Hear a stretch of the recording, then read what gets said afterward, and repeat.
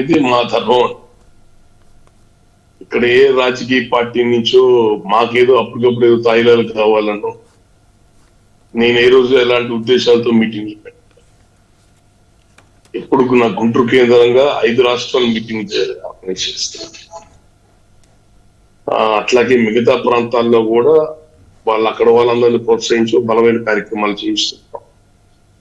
మన అనంతపురం జిల్లా, ఉమ్మడి అనంతపురం జిల్లా అంతా కూడా పుట్టపర్తి కేంద్రంగా ఒక రౌండ్ టేబుల్ కాన్ఫరెన్స్ అని పెట్టించాం ఎలక్షన్స్ దృష్టిలో.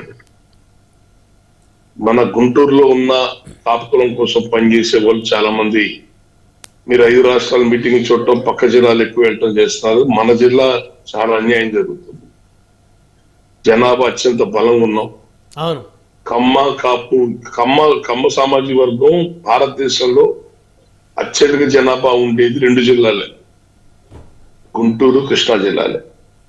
మిగతా ఎక్కడున్నా కూడా ఏదో చిన్న చిన్న పాకెట్స్. నెల్లూరు జిల్లా బార్డర్, మా గుంటూరు జిల్లాలో నెల్లూరు జిల్లా బార్డర్, వెస్ట్ గోదావరి జిల్లా బార్డర్, అటు నెల్లూరు జిల్లాలో ఉదయగిరి, దొత్తలూరు ఆ ప్రాంతాల్లో, చిత్తూరు జిల్లాలో 1-2 మండలాలు, ఇక ఇక్కడ దాటితే అనంతపురం జిల్లాలో రాప్తాడు 1-2 మండలాలు, ఇక్కడ దాటితే తమిళనాడులో తూతుకుడి, విరుద్ధనగర్. ఇంతే వీళ్ళుండే. వీళ్ళ సొంత ఊరు గట్టిగా బలంగా సొంతం ఉండే ప్రాంతం ఏంటంటే కృష్ణా, గుంటూరు. అది కూడా ఈ 2 జిల్లాలో కూడా కమ్మ కాపు సమానంగా ఉంటాం. వాళ్ళు 5 లక్షల ఓటర్లు ఉంటే మేము 5 లక్షల ఓటర్లు ఉంటాం. కృష్ణా జిల్లాలో కాపులే ఇంకొక 10-20 వేల మంది ఎక్కువ మంది ఉంటారు కమ్మాస్ మీద. ఈ మధ్య కాలంలో వాళ్ళు ఎక్కువ వెళ్తున్న వలసలు అంటే వాళ్ళు వ్యాపారం, డబ్బు ఇవే ముఖ్యం ఇస్తారు కాబట్టి వాళ్ళు ఎక్కువ సొంత ఊర్లో పొలాలన్నీ కూడా ఎస్సీలకు, లోకల్ వాళ్ళకి ఇచ్చేసేసి కౌలుకి హైదరాబాద్ కు, బెంగళూరుకు, సిటీకి వెళ్ళి సెటిల్ అవటం. వాళ్ళ పిల్లలు ఫారెన్ సెటిల్ అవుతే కమ్మల గ్రామాలకు పోతే జనం కనపడదు, ఊళ్ళో పోతే. అలాంటి పరిస్థితులు ఉన్న 2 జిల్లాలండి మనవి. మరి ఇక్కడ అన్ని రాజకీయ పార్టీలు కమ్మ సామాజిక వర్గానికి వచ్చేటికి 6-7 ఎమ్మెల్యేలు పైన ఇస్తారు. కాపులకు వచ్చేటికి 1-2 కూడా దొరకట్లేదు. మీరు ముందు మన జిల్లా మీద కాన్సన్ట్రేట్ చేయండి రామ్ గారు, జిల్లాలో వచ్చి మంచి కార్యక్రమం చేద్దాం అంటే అప్పుడు నేను కొంచెం బాధ్యత తీసుకొని మా టీవీకే చేసిన తరపున అట్లాగే ఊర్లో ఉన్న కాపు సంఘీయులు అందరూ కూడా కాపు చైతన్య వేదిక ఒక వేదిక ఏర్పాటు చేసి సమిష్టిగా ఉమ్మడిగా నేను ఒక పెద్ద కార్యక్రమం పెట్టాం. ఉమ్మడి గుంటూరు జిల్లా ఏదో మా డివైడింగ్ జిల్లా కాకుండా ఉమ్మడి గుంటూరు జిల్లా, నసరాపేట నియోజకవర్గం, బాపట్ల జిల్లా, నసరాపేట జిల్లా, పల్నాడు ప్రాంతాల నుంచి గుంటూరు, మొత్తం అన్ని ప్రాంతాల నుంచి కాపు కులంలో ఉన్న కులం కోసం పనిచేసే వాళ్ళు పిలిచాం. నా మీటింగ్ లో ఎప్పుడు ప్రోటోకాల్ ఉండదు. ఎమ్మెల్యేలు, మంత్రులు పిలవటాలు, శాలవాళ్ళు, బొకేలు కప్పటాలు ఇలాంటి పంచాయతీ ఉండదు. మా వల్ల వాళ్ళు బతుకుతున్నారు తప్ప వాళ్ళ వల్ల మేము బతకట్లా. సో నో ప్రోటోకాల్ ఎవరికి కూడా, ఓన్లీ కులం కోసం పనిచేసే వాళ్ళని పిలిచాం. అట్లాగే అన్ని రాజకీయ పార్టీల ప్రతినిధులను పిలిచాం.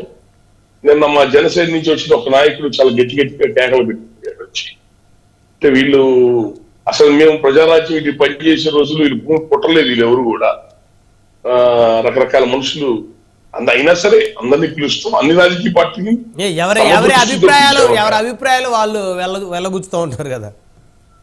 అభిప్రాయాలు వెళ్ళగుచ్చితే పర్వాలా, మీటింగ్లు చెడగొట్టాలని ఆలోచన చేస్తుంది.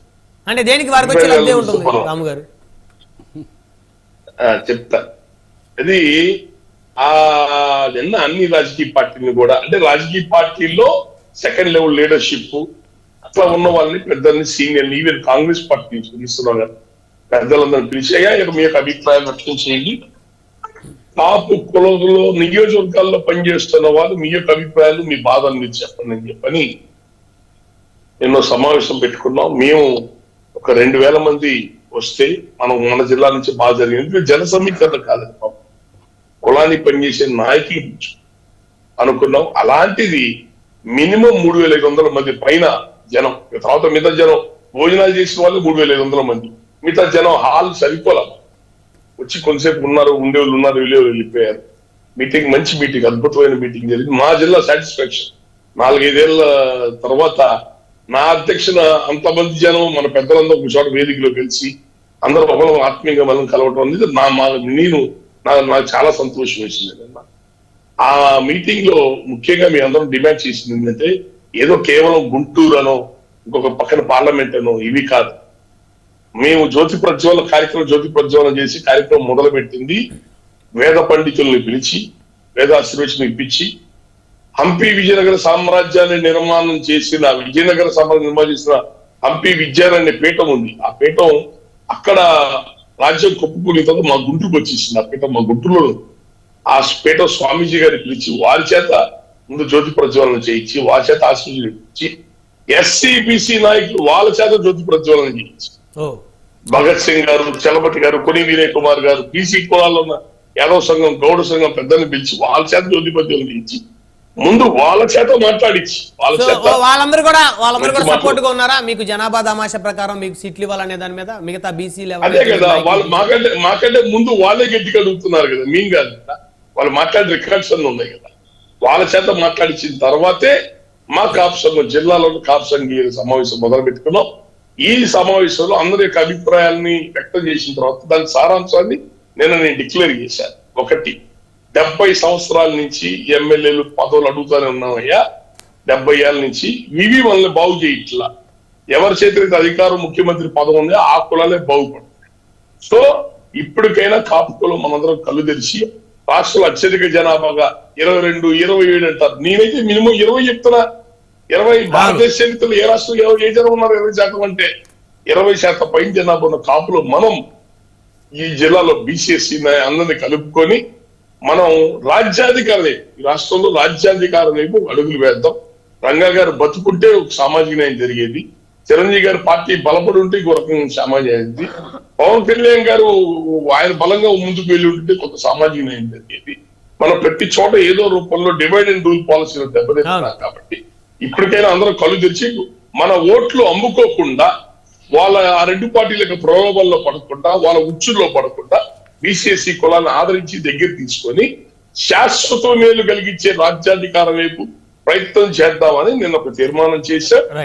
అట్లాగే అన్ని రాజకీయ పార్టీలు జనాభా దామాషా ప్రకారంగా ఎవరికి రావాల్సిన సీట్లు వాళ్ళకి ఇవ్వాలని కోరారు. అంటే ఇప్పుడు మీరు దాసరామ్ గారు వైఎస్ఆర్ కాంగ్రెస్ పార్టీలో కూడా జనాభా దామాషా ప్రకారం కాపులకి ఇన్ని సీట్లు ఇవ్వాలి, టీడీపీ జనసేన కూటమి గడితే జనాభా దామాషా ప్రకారం ఇన్ని సీట్లు ఇవ్వాలి, లేదు రేపొద్దున టీడీపీ వేరుగా జనసేన వేరుగా పోటీ చేస్తే అన్ని ఇండివిజువల్ పార్టీలు జనాభా దామాషా ప్రకారం సీట్లు ఇవ్వాలి, అదేవిధంగా బీజేపీ కాంగ్రెస్ కూడా జనాభా దామాషా ప్రకారం సీట్లు ఇవ్వాలనేది మీ ప్రధానమైనటువంటి ఎజెండా. ఒక పార్టీనో ఒక ప్రాంతమో కాదు. ఈ రోజుకి అదే పవన్ కళ్యాణ్ గారు అనే మనిషి మేమందరం ఆశించినట్టు ఒక ఆల్టర్నేటివ్ ఫోర్స్ గా రాష్ట్రంలో ఈ రోజు బీజేపీ నేషనల్ పార్టీ మొదటి నుంచి ఆయన కలుపుకుంటారు. వాళ్ళు నేషనల్ పార్టీ బీజేపీ అనేక వ్యూహాలు చెప్పింది. ఆయన 2 పార్టీలు బలంగా ఉన్న చోట 3వ పార్టీ మనుగడ సాగించదు. విజయకాంత్ పార్టీ అదే అయింది కదా, కర్ణాటకలో జేడీఎస్ పార్టీ అదే అయింది కదా.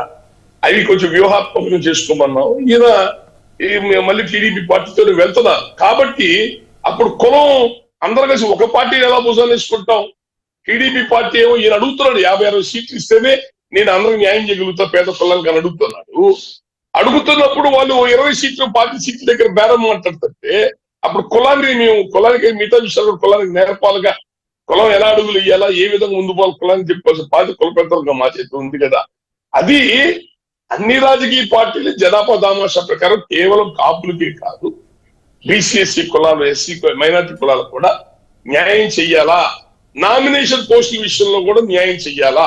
ఇలా చెయ్యకపోతే వాళ్ళ కొమ్ముకాయలేము. అంటే మీరు